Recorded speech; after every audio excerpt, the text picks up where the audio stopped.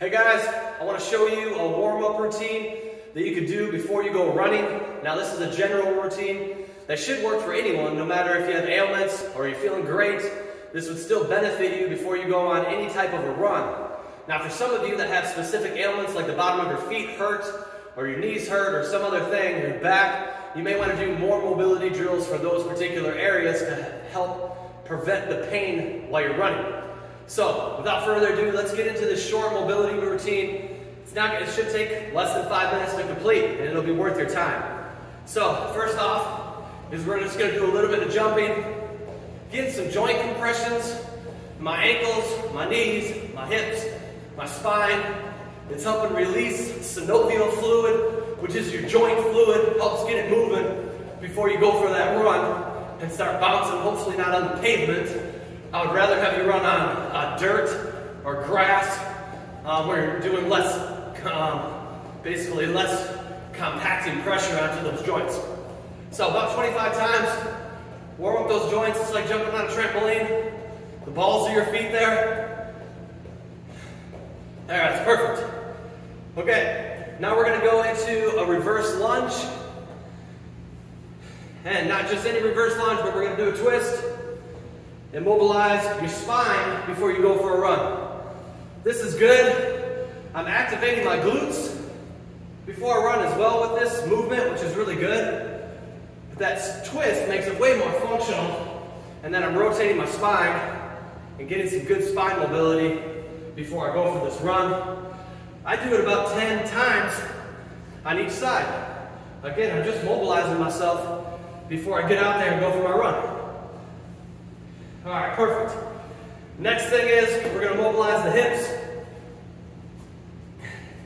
Get down on all fours, keep everything facing forward, and you're going to make a circle with your hip. So everything's facing forward. Try not to turn, only your hip. It's a ball and socket joint, and you're picturing that ball and socket joint doing a perfect circle, going all the way back and around. I do about 5 times, both directions, getting as much hip mobility as possible. Of course, both sides. Don't turn yourself out. Try to keep yourself down and facing forward. Big circles. Both directions. Good.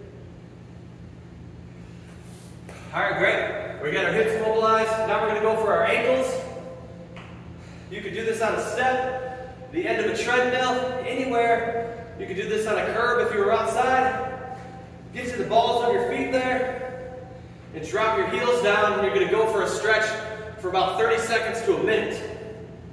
And just let it stretch down there. So, the better ankle mobility I have, the less likely I'm going to have knee pain.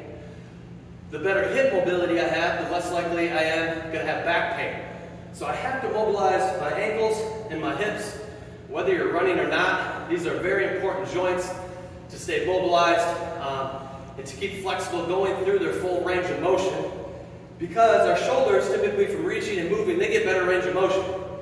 But our ankles and hips, we often are just sitting down, lying down, and walking in a one-dimensional manner. So we have to be intentional about mobilizing our ankles and our hips to reduce knee pain and reduce back pain in daily life.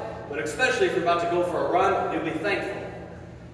30 to 60 seconds. Drop those ankles. Okay. Last but not least, I'm going to do a little bit of the upper body. I activated my glutes.